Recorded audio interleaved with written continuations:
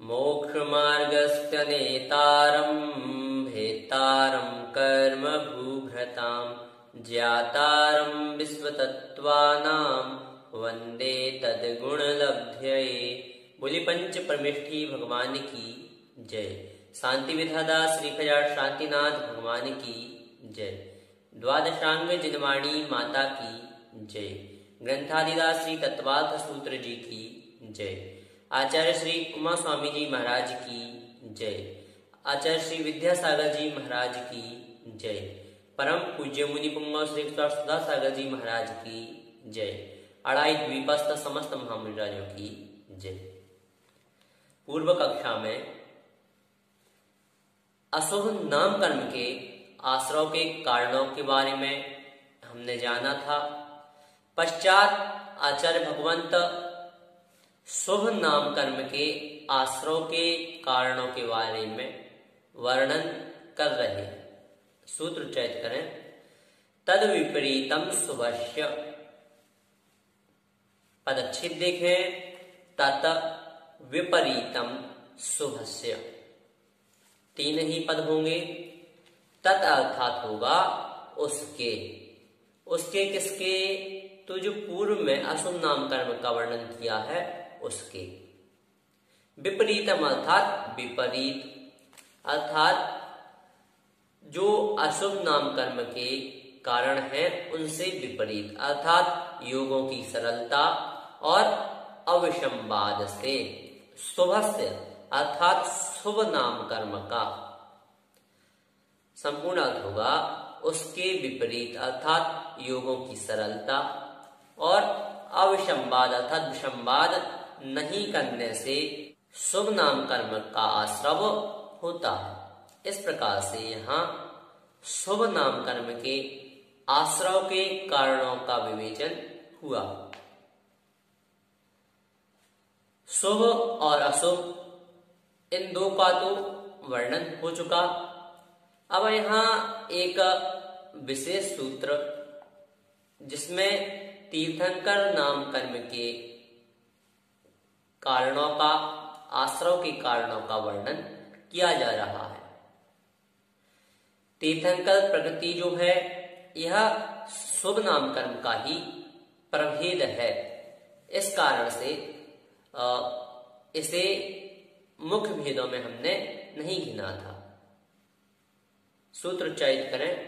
दर्शन शुद्धिर विनय संपन्नता शील व्रतेष्वनतिचारो भीक्षण ज्ञानोपयोग संवेगौ शक्ति तस्त्याग तपसी साधु समाधिर वैयावृत्यकरण मर्हदाचार्य बहुश्रुत प्रवचन भक्तिरावश्यका परिहाणिर मार्ग प्रभावना प्रवचन वत्सलत्वमिति तीर्थकरत्वस्य। पदच्छेद देखें। दर्शन विशुद्धि, विनय संपन्नता, शीलव्रतेषु अनतिचारः, अभीक्षण ज्ञानोपयोग, संवेगौ, शक्तितः त्याग, तपस्वी, साधु समाधि, वैयावृत्य करणम, अर्हद, आचार्य, बहुश्रुत, प्रवचन, भक्ति, आवश्यक, अपरिहाणि, मार्ग प्रभावना, प्रवचन, वत्सलत्वम इति तीर्थकरत्वस्य। अर्थ होगा दर्शन विशुद्धि अर्थात दर्शन विशुद्धि, विनय संपन्नता अर्थात विनय संपन्नता, शील व्रतेषु अनतिचारः अर्थात शील व्रतेषु अनतिचार, अभीक्षण ज्ञानोपयोग अर्थात अभीक्षण ज्ञानोपयोग, संवेगौ अर्थात संवेग, शक्तितः त्याग अर्थात शक्तितः त्याग, शक्तितः तपसी अर्थात शक्तितः तप। यहाँ जो शक्ति पद है यह त्याग में भी और तप में भी जुड़ेगा। साधु समाधि अर्थात साधु समाधि, वैयावृत्य करणम अर्थात वैयावृत्य करण। यहाँ अब चार भक्तियों के नाम आएंगे। अर्हद, आचार्य, बहुश्रुत, प्रवचन भक्ति, अर्थात अर्हत भक्ति, आचार्य भक्ति, बहुश्रुत भक्ति और प्रवचन भक्ति। आवश्यक अपरिहाणी अर्थात आवश्यक अपरिहाणी। मार्ग प्रभावना अर्थात मार्ग प्रभावना और प्रवचन वत्सलत्वम अर्थात प्रवचन वत्सलत्व। यह क्या है?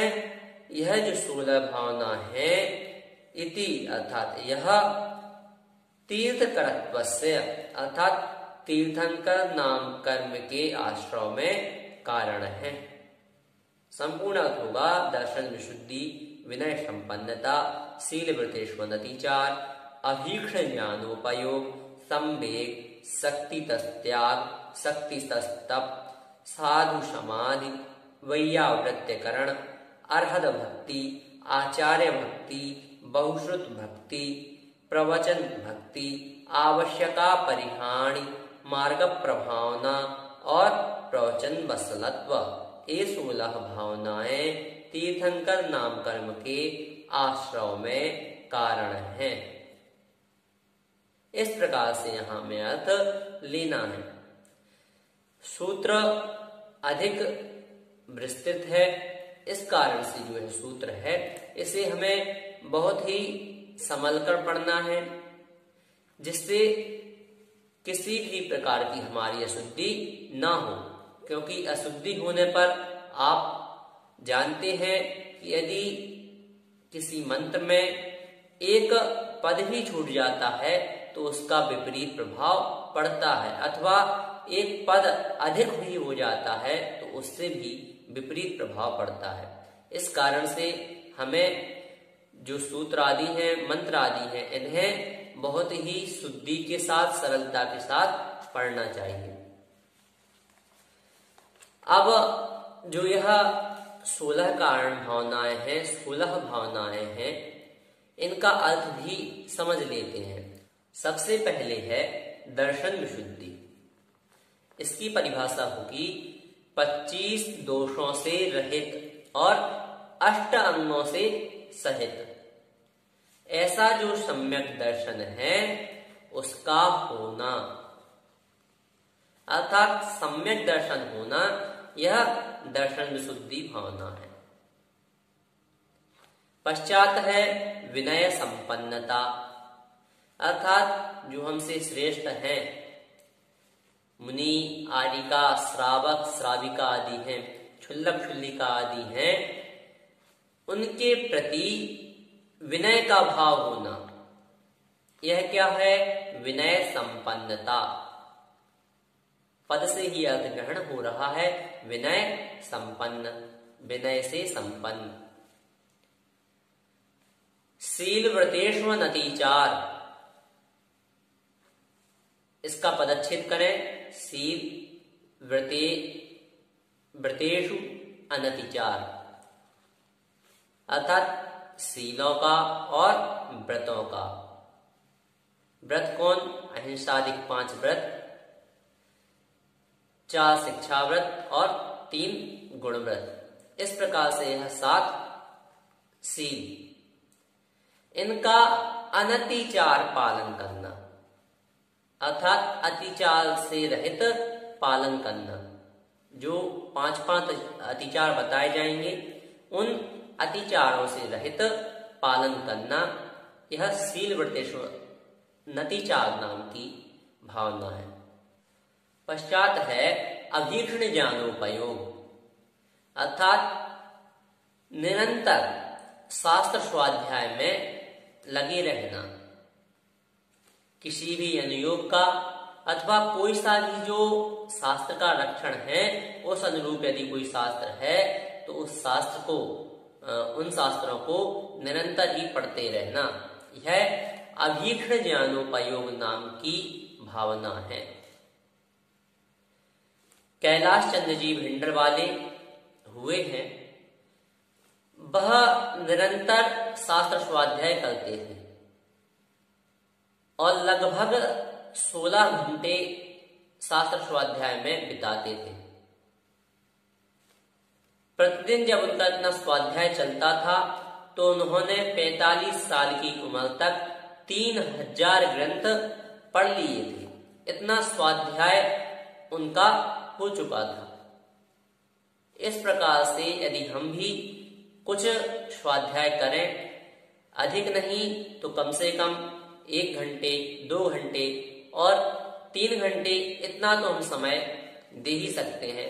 सुबह से 1 घंटे दे दें, शाम को 1 घंटे स्वाध्याय के लिए हम बांध लें, तो हमारा भी स्वाध्याय ग्रंथों का, शास्त्रों का हो सकता है। पश्चात है संवेग, अर्थात संसार के दुखों से भयभीत रहना। यह संवेग नाम की भावना है। इसके बाद है शक्ति तस् त्याग, अर्थात शक्ति के अनुसार दान करना, त्याग करना। यह क्या है? शक्ति तस् त्याग। शक्ति तस् तप क्या कहलाता है? तो शक्ति के अनुसार तप करना, यह शक्ति तस् तप नाम की भावना कहलाती है। साधु समाधि, अर्थात साधु की जो चर्या है, यदि उसमें कोई विघ्न बाधा उपस्थित हो रही है तो उसका यथानुरूप समाधान करना, यह क्या है? साधु समाधि। समाधि का तात्पर्य केवल एक ही अर्थ नहीं है, क्योंकि समाधि का दूसरा अर्थ जो होता है वह समाधान भी होता है। इसलिए उनके यदि कोई दुख, कष्ट, बाधा उत्पन्न हो रही है तो उसमें समाधान करना, यह साधु समाधि। वैयावृत्तिकरण, अर्थात जो चतुर्विध संघ है उनकी वैयावृत्ति करना, यह क्या है? वैयावृत्तिकरण। पश्चात 4 भक्तियां कहीं, अर्हद, आचार्य, बहुश्रुत और प्रवचन। इनकी परिभाषा जाने। अर्हद भक्ति अर्थात अरिहंत भगवान की भक्ति करना। आचार्य भक्ति अर्थात आचार्य परमेष्टि की भक्ति करना। बहुश्रुत भक्ति अर्थात उपाध्याय परमेष्टि की भक्ति करना।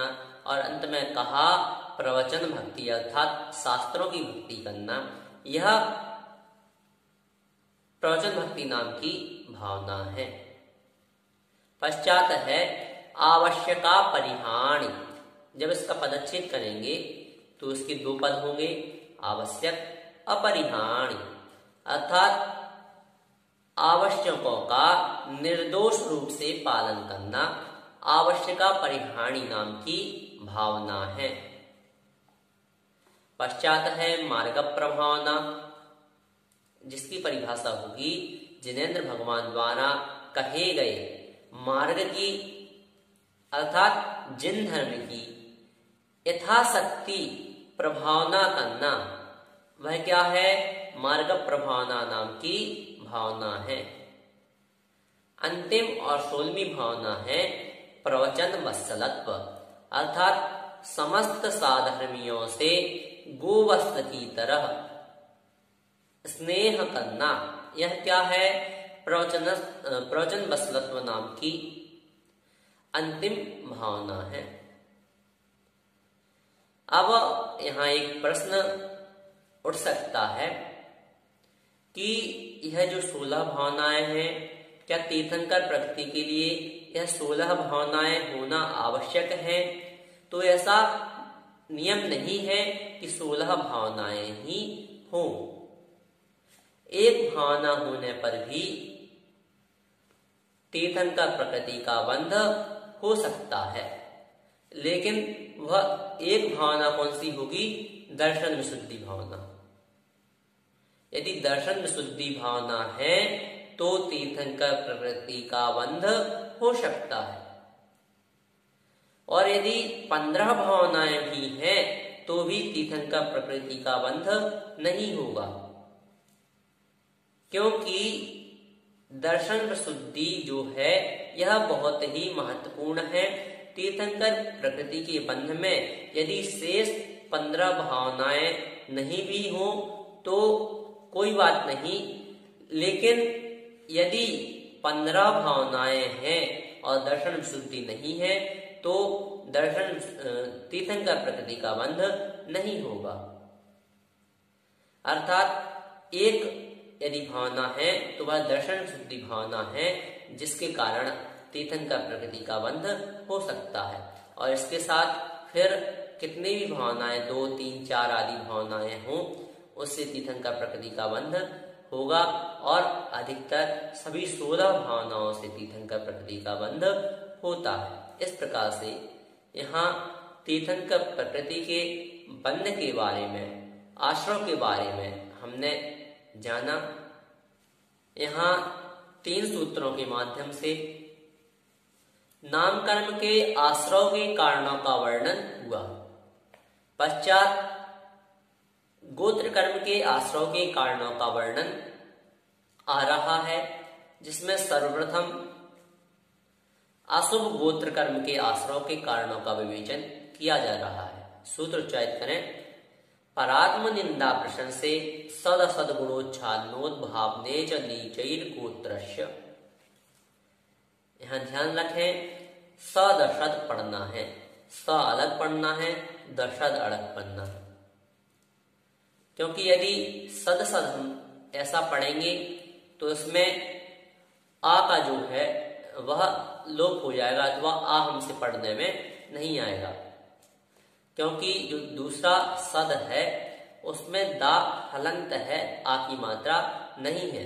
जब हम सद सद का इस प्रकार से पढ़ेंगे तो जिस प्रकार से उच्चारण दूसरे वाले सद का हो रहा है उसी प्रकार से प्रथम सद का भी होगा। इसलिए हमें दोनों में फर्क करते हुए प्रथम दा को आ के साथ पढ़ना है, इसलिए स अलग पढ़ना है और दशद इस प्रकार से पढ़ना है। स दशद गुणोच्छादनोद्भावने। पदच्छेद होगा।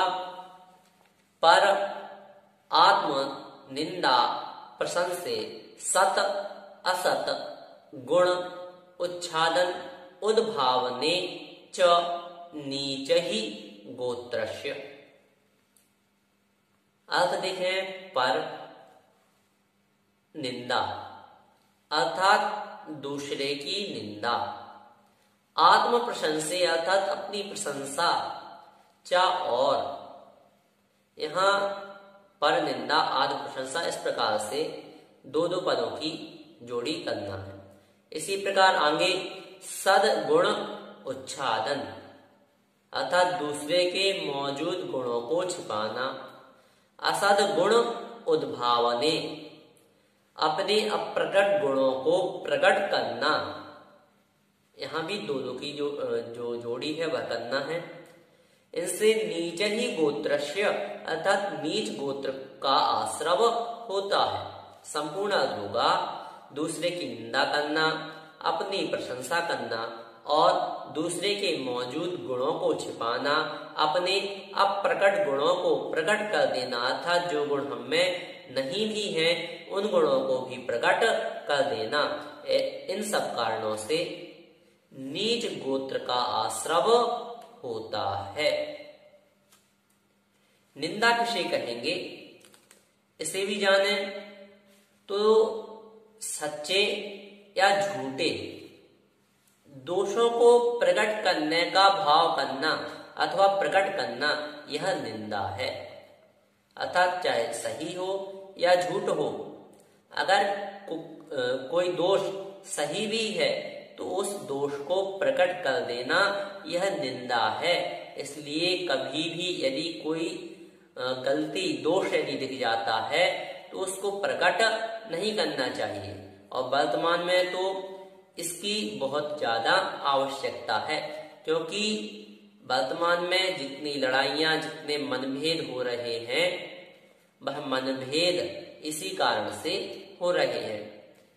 हम एक दूसरों के दोषों को निकालते हैं और उन एक दूसरों की निंदा करते रहते हैं। इस कारण से मनभेद बढ़ता जा रहा है। दूसरा एक पद है प्रशंसा प्रशंसा की परिभाषा क्या होगी? तो जो गुण है उनको प्रकट करने का भाव होना, यह क्या है? प्रशंसा। इस प्रकार यहाँ नीच गोत्र कर्म के आश्रय के कारणों का वर्णन किया। पश्चात उच्च गोत्र कर्म के आश्रय के कारणों का वर्णन किया जा रहा है। सूत्र उच्चारित करें। तद विपर्ययो नीचैर्वृत्त्युनुस्सेकौ चोत्तरस्य। पदच्छेद देखें।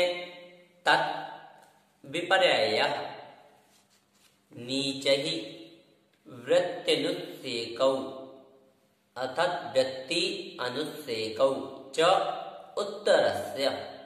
अर्थ होगा तत् अर्थात उनका, विपर्ययः अर्थात विपर्यय। किसका विपर्यय? तो जो ऊपर नीच गोत्र कर्म के आश्रय के कारण बताए उनका विपर्यय, उनका उल्टा क्या होगा?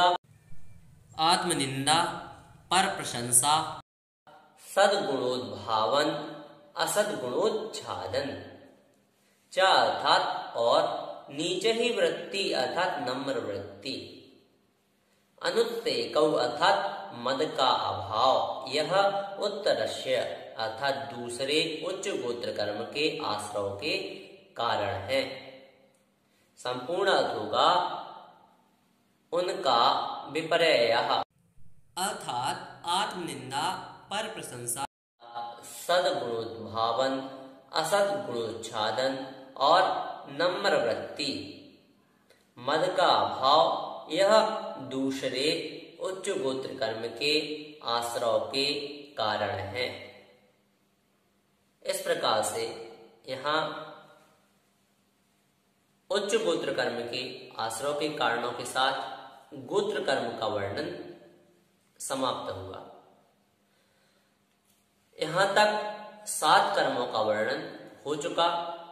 अब अंतिम कर्म अंतराय कर्म के कारण बचे हैं, जिसका वर्णन 6वें अध्याय के अंतिम सूत्र में किया जा रहा है। सूत्र उच्चारित करें। विघ्न करण मंतरायस्य। पदच्छेद देखें। विघ्न करणम अंतरायस्य।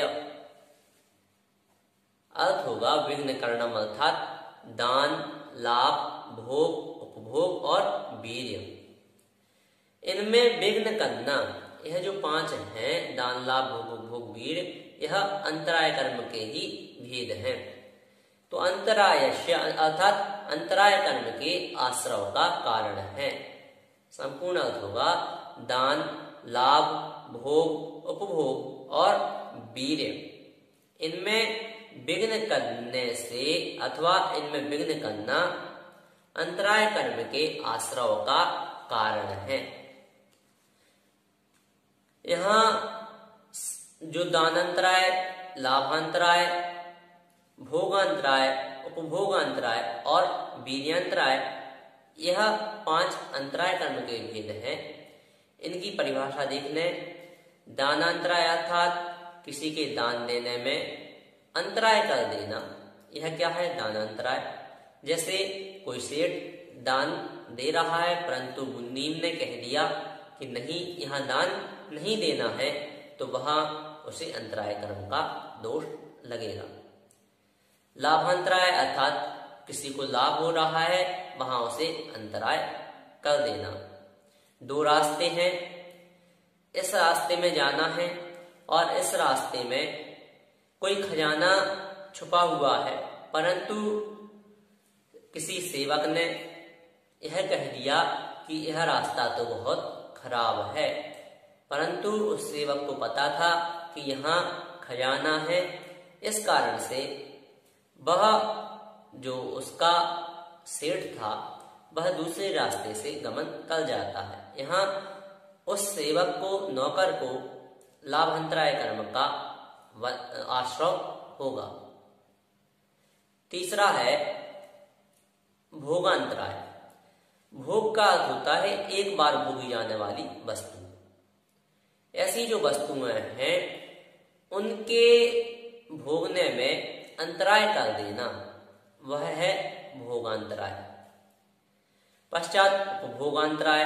उपभोग का अर्थ होता है एक बार से अधिक भोगी जाने वाली वस्तु, जैसे कपड़ा आदि जो है यह एक बार से अधिक भोगे जाते हैं, अर्थात इन्हें आज पहनना है, अब फिर कुछ दिन बाद फिर पहनेंगे, इस बार इन्हें बार बार भोगा जाता है।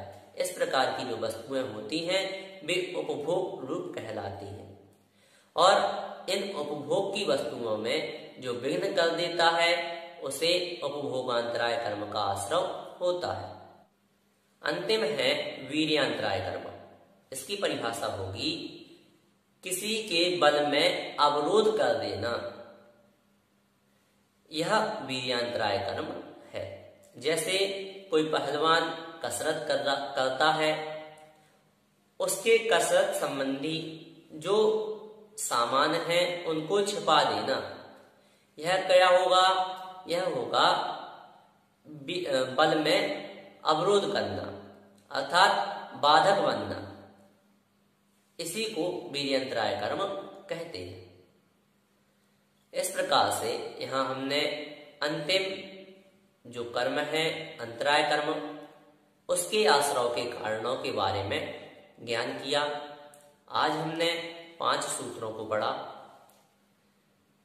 तद विपरीतम शुभस्य दर्शन शुद्धिर विनय संपन्नता शील व्रतेष्वनतिचारो भीक्षण ज्ञानोपयोग संवेगौ शक्ति तस्त्याग तपसी साधु समाधि वैयावृत्तकरण मर्हदाचार्य बहुश्रुत प्रवचन भक्तिरावश्यका परिहाण मार्ग प्रभावना प्रवचन वत्सलत्वमिति तीर्थकरत्वस्य परात्मनिंदा प्रशंसे सदसद गुणोच्छादनोद्भावने च नीचैर्गोत्रस्य तद्विपर्ययो नीचैर्वृत्यनुस्तेकौ चोत्तरस्य विघ्नकरण मंत्रायस्य।